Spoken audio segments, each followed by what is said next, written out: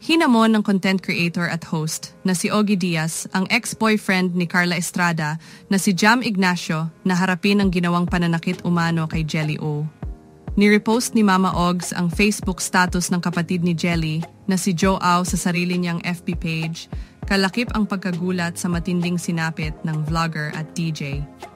Makikita sa post ni Joe ang sugatan at duguang mukha ng kanyang sister matapos umanong saktan ng kanyang fiancé na si Jam. Nakasaad sa caption ni Joe Au, "Bigla na lang pinagsasapak, binugbog habang pauwi ate ko, walang kalaban-laban sa loob ng nakalock na sasakyan. Una sa lahat kung ano man ginawa ng ate ko, wala kang ni anong karapatan dampian ng kamay yung ate ko. Ang kapal naman ng mukha mo, Jam Ignacio, ni hindi makahingi ng tulong ate ko dahil kunuha mo yung cellphone.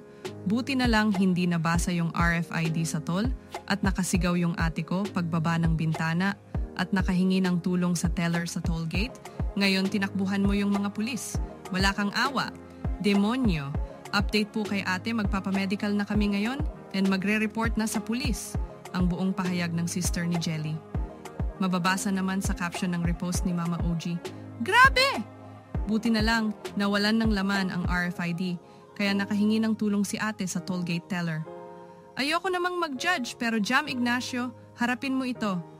Oh, doon sa mga women's rights advocates nating mga tumatakbo dyan, baka pwede niyong matulungan si ate. Eto na ang right timing na hinihintay nyo, anya pa." Bukod dito, nagbahagi rin mismo ni Jelly sa kanyang Facebook account ng kanyang mga litrato kung saan makikita rin ang bugbog sarado niyang face. Ang caption ni Jelly sa kanyang FB page, "Happy Valentine's, taena mo Jam Ignacio, mapapatay mo ko, wala akong ginawang masama para ganituhin mo ko. Halos mamatay ako sa ginawa mo, papakulong kita." Narito naman ang ilang reaksyon ng netizens sa comments section ng article ng Bandera sa Facebook hinggil sa naturang balita. "To the girl reading this, you deserved to be cared for, loved and treated as a queen." Diyos ko, yung tawa siguro ngayon ni Carla hanggang Luneta. Kaso yan pasok yan sa Republic Act 9262, known as Anti-Violence Against Women and Their Children Act of 2004 file complaint para makulong. Mabilis kasi ang karma. Tawa-tawa pa sila dil sa kaname ni Carla na naglilinis ng kuko niya. Pos a few hours later, abugbog.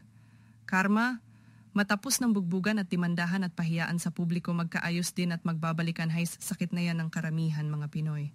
Ay ganun, awang-awa pa naman ako sa'yo.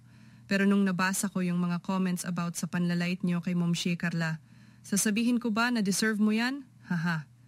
Anong klase mga ganyang lalaki dapat niyan, di mga sawa kawawaong girls na makakasama niyan kung bubugbugin lang niya? Habang sinusulat namin ang balitang ito ay wala pang pahayag si Jam Ignacio hinggil sa isyung ito.